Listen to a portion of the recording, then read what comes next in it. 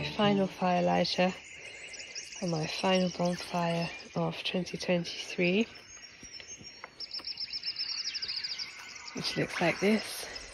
This is my second bonfire of all the leaves and bark and twigs and small branches that have fallen off the trees since about this time last year.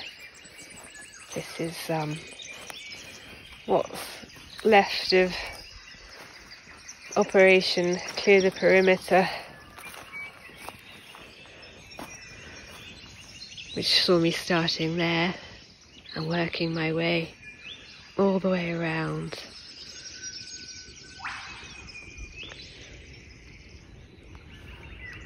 As you can see, it's a lot of material.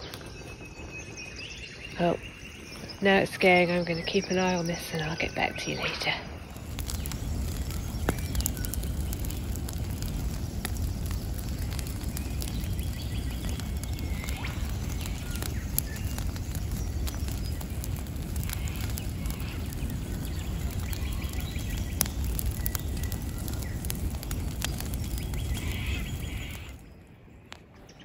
That's essentially that. I will come out from time to time throughout the morning just to rake the piles out and make sure it's burnt nice and evenly. But essentially,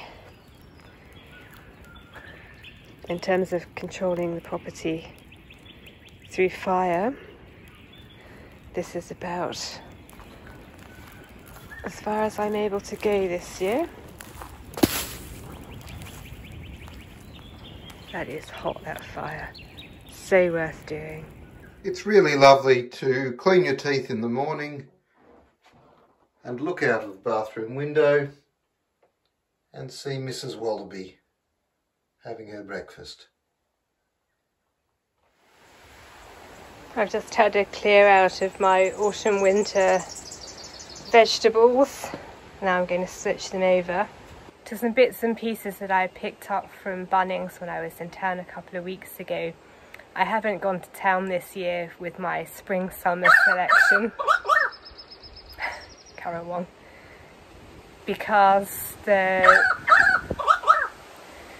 vegetable cupboards that I had them growing in blew over in the great storm, so now they're just on the ground and they're very vulnerable to being eaten by wallabies. I'm going to go and feed this bird and then we'll head down and have a look at what I picked up from the shop. I don't know if you'll be able to see. I was just passing our peach tree thinking, gosh, this looks like this is going to be a good year. But our reality is not one single one of these fruits will get the opportunity to enter the house because the birds will eat them all. We're down at the potting shed, and this is a combination of things I picked up from Bunnings, which are the colourful packets, and my existing Diggers Club seeds from last season, which are in the white packets. So I've got a couple of different types of parsley. That's basically for Will because I'm not actually a huge fan of parsley. I quite like things that are specifically designed to be grown in containers. So here I've got salady stuff, supplemented with my former rocket from last year. I am a huge fan of basil, and so is Will, so I actually have 4 different types of basil. And then these are some more lettuces, and lastly chives, which I've never ever grown successfully from seed, but I, keep trying, you never know. I don't know if I'll be able to plant all of these out today because I've only got a limited amount of my special potting mix. But I've certainly got enough tubs. These are Will's sheepskins, by the way. You might have picked them up in the background. I'm sure he updated you on them. But anyway, that's a different project. And yes, so I'll get on and pot as many of these out as I can. They'll go in my cold frame because they've got a bit of a cold snap on at the moment. And then we'll see what happens. We're getting on for that time of year again, I'm afraid.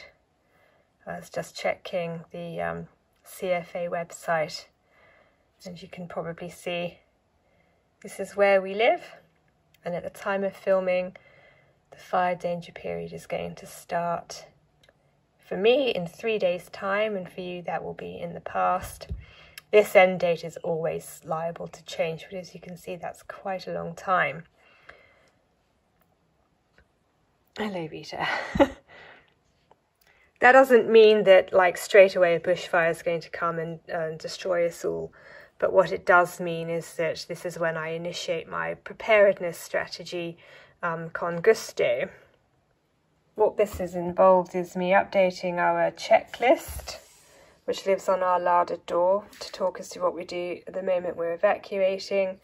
And I've updated our survival plan, which tells us about the system that's in place for alerting us who's going to do what, where we're going to go, and what we're going to do if we can't go there.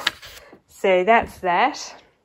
What I'm also doing is updating our evacuation kits. These live in our cars the whole entirety of the fire danger period, just in case. This is mine, so I'm going to go through it now, and we're going to go through Will's on Sunday, which is the first day of the fire danger period. It's just easier for Will to manage that on the weekend. And then what I'm going to do is on Thursday, when I go into town to do the shop, I'll update the kits with anything that needs updating and refreshing. I've got an inventory for each of our evacuation packs. So now I'm just going to cross-reference my inventory with what's actually in there. And Vita is very keen to help, as you can see.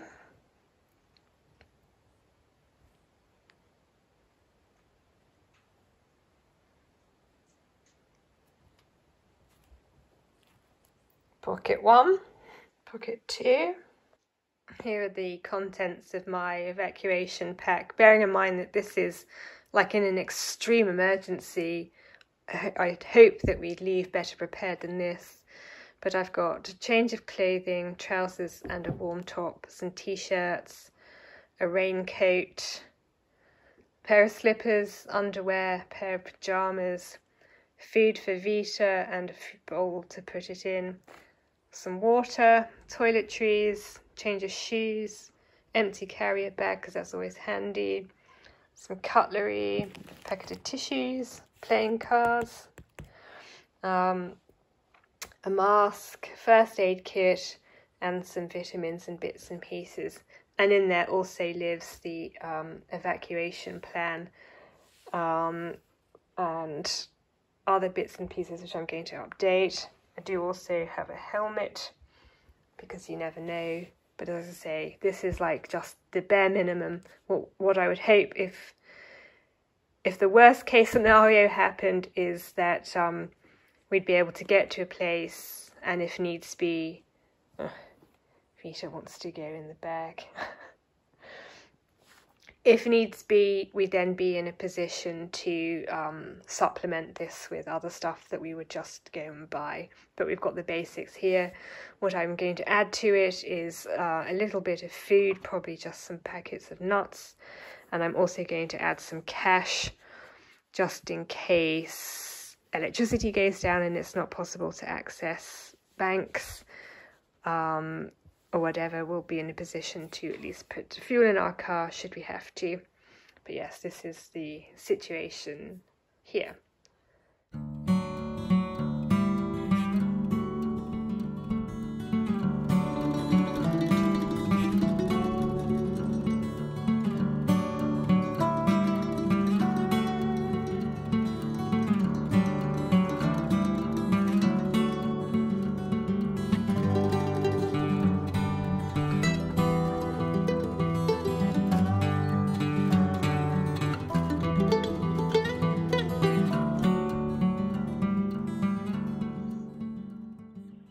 I'm on my way to see if I can do a little project as a surprise for Will. Like, well, not for Will, but if I can do a project which means that Will won't have to do it, and that's the surprise. let me show you what I'm banging on about.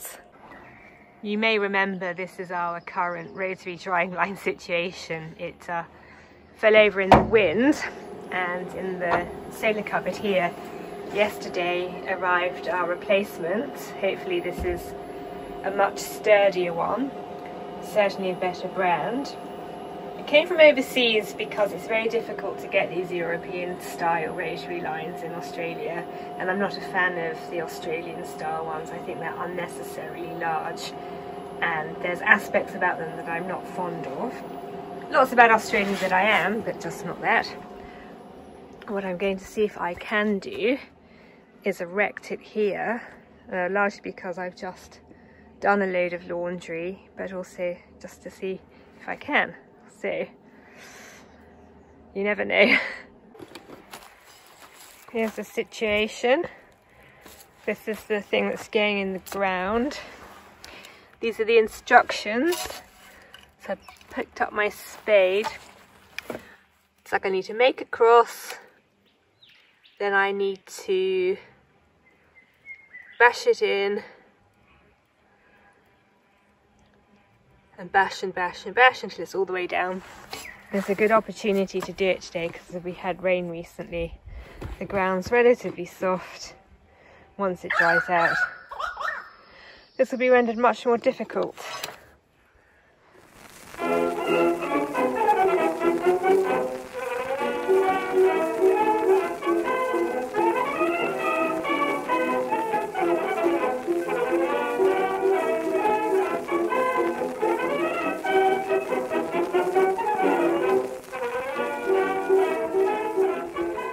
There we go. I actually did something. That's straight enough. It didn't exactly go to plan, as you might have seen, but with things like this, directly where I was bashing, I didn't stand much of a chance. So I did have to dig a bit of a hole to get it in, but now it's in and it's up.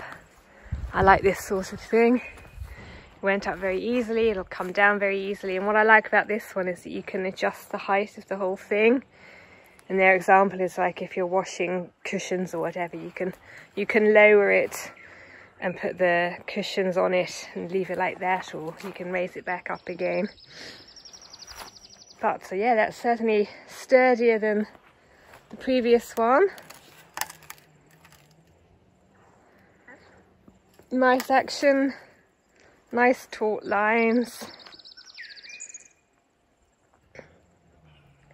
Time to hang the washing out.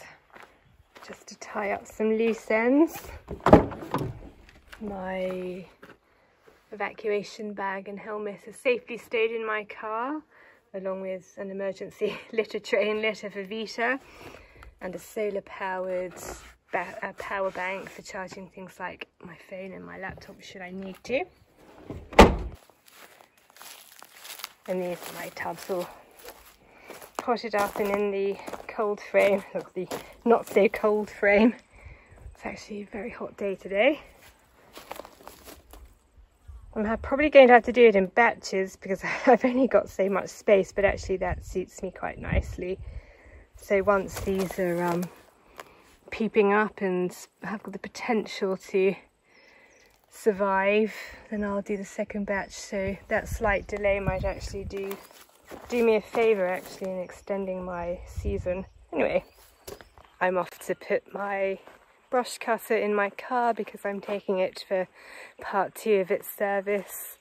It required a new part which they didn't have in stock, and so I'm taking it back tomorrow for them to be able to install the part that was missing. And I know that I've got something exciting in store for you next week because I've already filmed it. I wonder, if you've been with me a while, I wonder if you can guess what that is. Anyway, I'll say goodbye here. I hope you all have excellent weekends if you have them. And if not, I hope you have an excellent weekend at work. And I'll catch up with you next week. Bye.